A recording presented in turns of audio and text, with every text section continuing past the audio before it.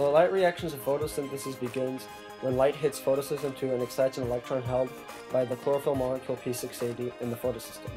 The electron then enters a higher energy level and is held by the primary electron acceptor of the second photosystem. The electron is then passed in between different electron acceptors via redox reactions, and the energy released from each reaction fuels ATP production. Then the electron enters photosystem 1 and is held by the chlorophyll molecule P700. It is once again excited by light, and then through various redox reactions releases its energy to produce NADPH. This is an example of energy transfer because light energy from the sun is being transformed into chemical energy in the forms of NADPH and ATP. What I just explained was non-cyclic electron flow. Another process that occurs during the light-dependent reactions of photosynthesis is cyclic electron flow between photosystem 1 and the electron acceptor paradoxin. Cyclic electron flow occurs to produce more ATP, because ATP from non-cyclic electron flow isn't enough to fuel the Calvin cycle.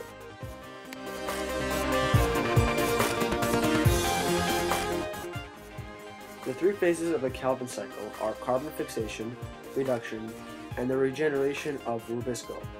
The final product of the cycle yields one sugar molecule called G3P.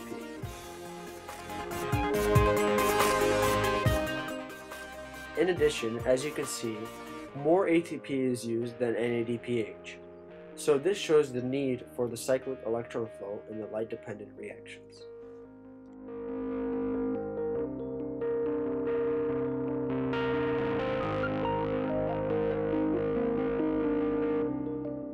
Cellular respiration begins with glycolysis.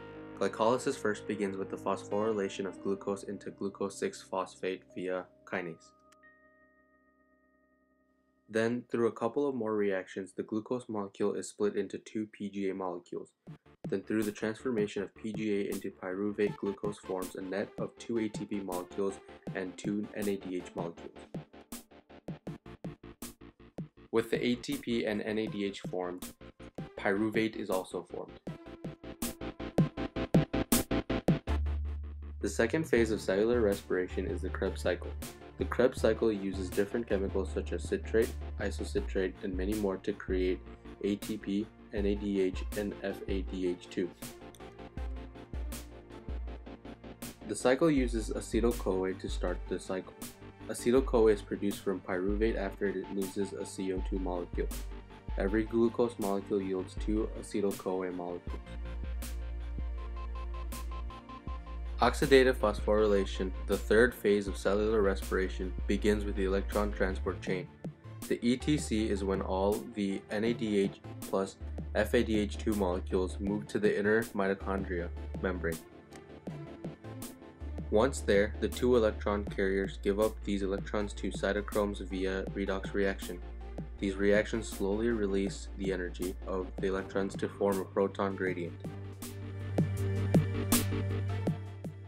Once formed, the protons fall down the gradient through ATP synthase to produce ATP. The final amount of ATP produced from all of cellular respiration is 36 to 38 ATP molecules.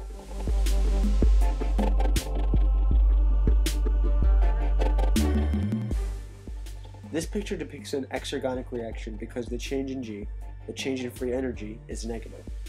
Exergonic reactions release energy and are coupled with endergonic reactions to provide energy for the endergonic reactions so they could occur. This is an endergonic reaction. Its change in G is positive. The endergonic reaction needs energy for it to occur. The energy is produced from exergonic reactions. The energy transfer occurring in this situation is between molecules of different exergonic and endergonic reactions that produce energy for another to occur. This is a nucleoside triphosphate. Hydrolysis is the process by which molecules are broken down by addition of one water molecule. The opposite, dehydration synthesis, is when one water molecule is removed to create bonds. Hydrolysis is an exergonic reaction, while dehydration synthesis is an endergonic reaction.